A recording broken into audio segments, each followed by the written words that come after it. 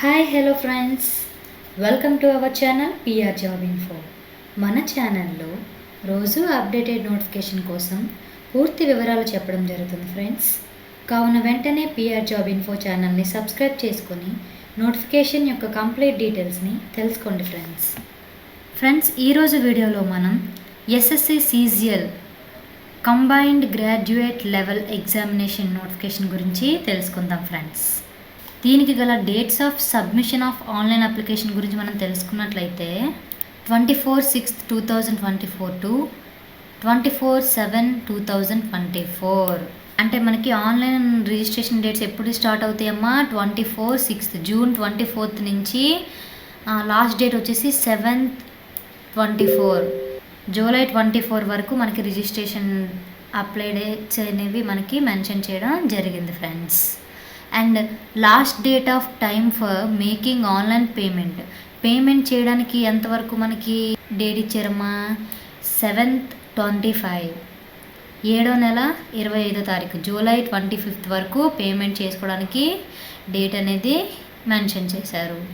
Date of windows of application form correction including online payment.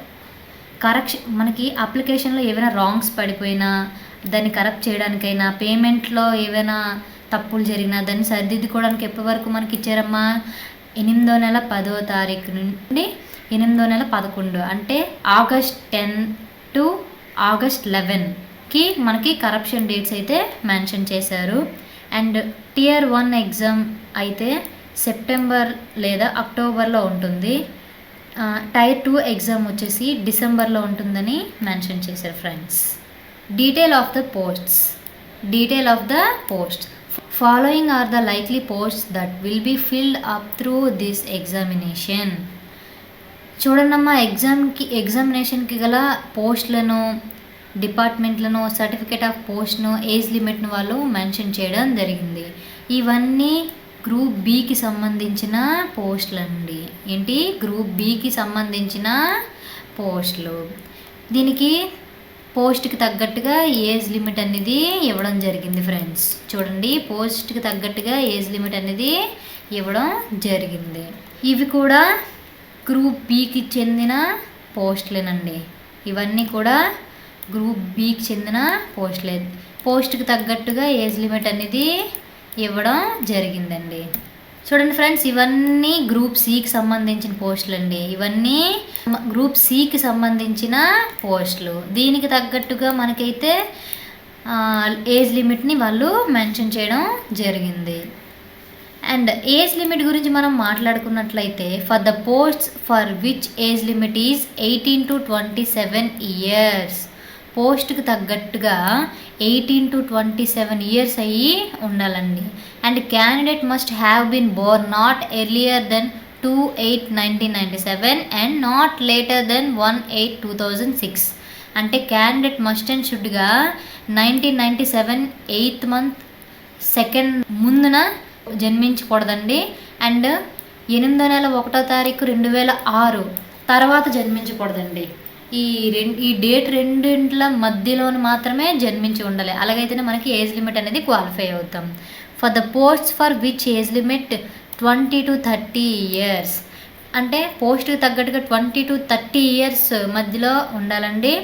And వాళ్ళు 1994/8/2 నుంచి 2004/8/1 మధ్యలో జన్మించి ఉండాలండి.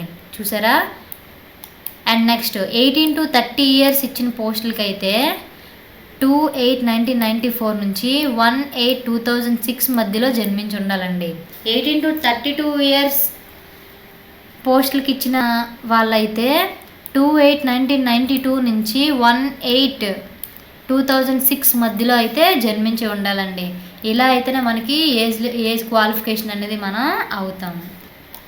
Permissible relaxation in upper age limit and category codes for claiming age relaxation are as follows. Age relaxation ఇవ్వడం జరిగిందండి. SC ST వాళ్ళకి 5 years age relaxation అనేది ఇచ్చారు. OBC వాళ్ళకి 3 years ఏజ్ రిలాక్సేషన్ ఇవ్వడం జరిగింది. పీడబ్ల్యూబీడీ అన్రిజర్వ్డ్ క్యాండిడేట్స్కి 10 years వరకు ఏజ్ రిలాక్సేషన్ ఇచ్చారు. పీడబ్ల్యూబీడీ ఓబీసీ వాళ్ళకి 13 years వరకు ఏజ్ రిలాక్సేషన్ ఇచ్చారు. పీడబ్ల్యూబీడీ ఎస్సీ ఎస్టీ వాళ్ళకి 15 ఇయర్స్ వరకు ఏజ్ రిలాక్సేషన్ ఇచ్చారు. ఎక్స్ సర్వీస్ మ్యాన్కి 3 ఇయర్స్ ఇవ్వడం జరిగిందండి. అలాగే అదర్ క్యాండిడేట్స్కి కూడా ఏజ్ రిలాక్సేషన్ అనేది ఇవ్వడం జరిగింది ఫ్రెండ్స్. గ్రూప్ సి పోస్టులకు కూడా ఏజ్ రిలాక్సేషన్ అనేది ఇవ్వడం జరిగిందండి. సెంట్రల్ గవర్నమెంట్ సివిలియన్ ఎంప్లాయీస్కి 3 years regular continuous service as closing date for receipt of application వాళ్ళకి up to 40 years of age. Central government civilian employees SC ST 3 years regular and continuous service as on closing date for receipt of application వాళ్ళకి up to 45 years of age. Widows, divorced women judiciously separated and who are not remarried వాళ్ళకి 35 years of age ఇచ్చారండి. Widows, divorced women judiciously separated and who are not remarried SC ST వాళ్ళకి up to 40 years of age వరకు age relaxation అనేది ఇవ్వడం జరిగింది friends. అయితే దీనికి గల అప్లికేషన్ ఫీజు గురించి తెలుసుకున్నట్లయితే అప్లికేషన్ ఫీజు వచ్చేసి 100 రూపీస్ ఛార్జ్ చేస్తున్నారండి. ఉమెన్స్కి, ఎస్సీ వాళ్ళకి, ఎస్టీ వాళ్ళకి, పీడబ్ల్యూబీడీ వాళ్ళకి, ఎక్స్ సర్వీస్ మైన్ వాళ్ళకి ఎటువంటి ఫీజు లేదండి. And fee can be paid online through BHIM UPI UPI ద్వారా లేదా net banking or by using Visa, Mastercard, RuPay debits cards ద్వారా మనము అప్లికేషన్ ఫీజు అనేది సబ్మిట్ చేయొచ్చు. Online fee can be paid by candidates up to 25/7/2024. July 24 నాటికి candidates must and షుడ్గా online fee అనేది కట్టి ఉండాలండి. మనం సెలక్షన్ ప్రాసెస్ గురించి అయితే చూసుకున్నట్లయితే ఇందులో tier 1 exam and tier 2 exam conduct చేస్తారండి. ఇందులో టైర్ 1 ఎగ్జామ్ గురించి సిలబస్ గురించి మనం డిస్కషన్ చేసుకుంటే జనరల్ ఇంటెలిజెన్స్ అండ్ రీజనింగ్ నుంచి 25 క్వశ్చన్స్ వస్తాయండి. 25 క్వశ్చన్స్ వస్తాయి. అండ్ జనరల్ అవేర్నెస్ నుంచి 25 క్వశ్చన్స్ వస్తాయండి. అండ్ క్వాంటిటేటివ్ యాటిట్యూడ్ నుంచి 25 క్వశ్చన్స్, ఇంగ్లీష్ కాంప్రహెన్షన్ నుంచి 25 క్వశ్చన్స్ వస్తాయండి. ఈచ్ 1 క్వశ్చన్కి 2 మార్క్స్ అండి. సో మొత్తం టోటల్ 200 మార్క్స్. 200 మార్క్స్కి టియర్ 1 ఎగ్జామ్ అనేది కండక్ట్ చేస్తారండి. దీనికి గల టైం గురించి మనం చూసుకున్నట్లయితే 1 hour 20 minutes. 1 hour 20 minutes అనేది ఎగ్జామ్ రాయడానికి మనకి టైము ఇస్తారండి. Tier 1 will consist objective type. ఈ టియర్ 1 ఎగ్జామ్ అనేది ఆబ్జెక్టివ్ టైప్ అండి. And the questions will be set both in English and Hindi. Question paper English and Hindi లాంగ్వేజెస్లో అయితే మనకి ఇవ్వడం జరుగుతుంది friends. There will be negative marking of 0.50 for each wrong answer. ఇక్కడ negative marking అయితే mention చేశాడు ఫ్రెండ్స్. నెగిటివ్ మార్క్ అయితే mention చేశారు. ఈచ్ 1 రాంగ్ ఆన్సర్కి 1/2 మార్క్ అనేది వాళ్ళు కట్ ఆఫ్ చేయడం జరుగుతుంది ఫ్రెండ్స్. అండ్ టైర్ 2 ఎగ్జామ్ గురించి మనం తెలుసుకున్నట్లయితే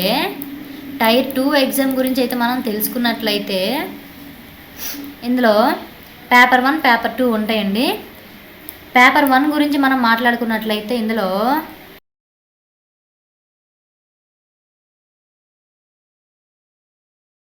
సెక్షన్ 1 గురించి చూసుకున్నట్లయితే ఇందులో మోడల్ 2 ఉన్నాయండి. Model 1 mathematical abilities, model 2 reasoning and general intelligence నుంచి 30 క్వశ్చన్స్ అయితే వస్తున్నాయండి. 30 క్వశ్చన్స్ అయితే వస్తున్నాయి. 30 క్వశ్చన్స్కి 60 క్వశ్చన్స్ వస్తున్నాయండి. 60 క్వశ్చన్స్కి ఈచ్ 1 క్వశ్చన్కి 3 మార్క్స్ అండి. ఈచ్ క్వశ్చన్కి 3 మార్క్స్. టియర్ 1 ఎగ్జామ్కి ప్రతి ఒక్క క్వశ్చన్కి 2 మార్క్స్. టియర్ 2 ఎగ్జామ్లో ప్రతి క్వశ్చన్కి 3 మార్క్స్.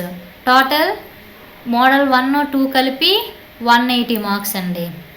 ఈ ఎగ్జాము 1 hour 20 minutes అనేది జరుగుతుందండి. అండ్ సెక్షన్ 2కి వచ్చేసరికి model 1 English language and comprehension 45 questions ఇస్తారండి. అండ్ మోడల్ 2 జనరల్ అవేర్నెస్ నుంచి 25 క్వశ్చన్స్. మొత్తం టోటల్గా 70 క్వశ్చన్స్ అనేవి ఇవ్వడం జరుగుతుంది. 70 క్వశ్చన్స్కి 3 మార్క్స్ ఈచ్ 1 క్వశ్చన్కి. టోటల్ 10 క్వశ్చన్స్ అనేది ఇవ్వడం జరుగుతుంది ఫ్రెండ్స్. అండ్ సెక్షన్ 3 వచ్చేసరికి కంప్యూటర్ నాలెడ్జ్ మోడల్ అండి. దీనికి 20 క్వశ్చన్స్ ఉంటాయి.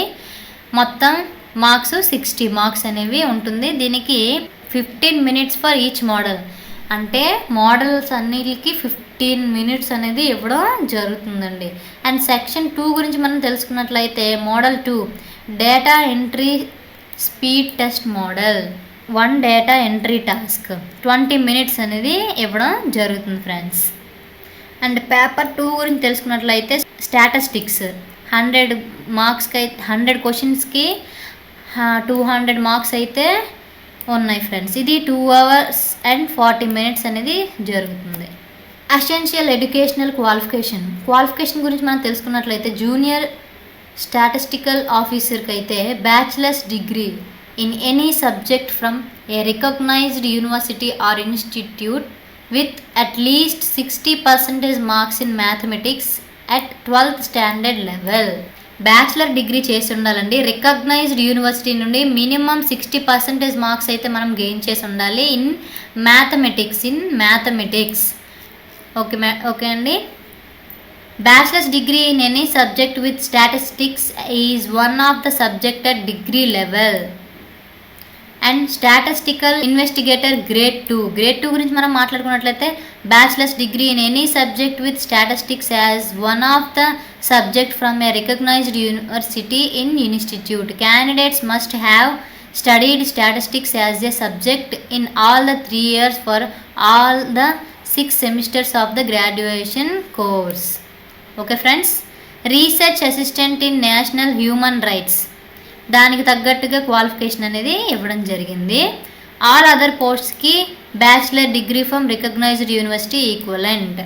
బ్యాచిలర్ డిగ్రీ కానీ లేదంటే డిగ్రీకి సమానమైన ఏదో ఒక క్వాలిఫికేషన్ అయినా ఖచ్చితంగా మనం చేసి ఉండాలి ఫ్రెండ్స్. Thank you friends. ఈ వీడియో కనుక మీకు నచ్చినట్లయితే please like, share and subscribe. ఇలాంటి వీడియోలు ఇంకా కావాలనుకుంటే వెంటనే పిఆర్ జాబ్ ఇన్ఫో ఛానల్ని సబ్స్క్రైబ్ చేసుకోండి ఫ్రెండ్స్. అండ్ ఏదైనా నోటిఫికేషన్ గురించి పూర్తి డీటెయిల్స్ కావాలంటే కామెంట్ రూపంలో కామెంట్ బాక్స్లో కామెంట్ చేయండి. ఆ నోటిఫికేషన్ కోసం నేను ఫుల్ డీటెయిల్స్ని వీడియో చేసి అప్లోడ్ చేస్తాను. Thank you friends.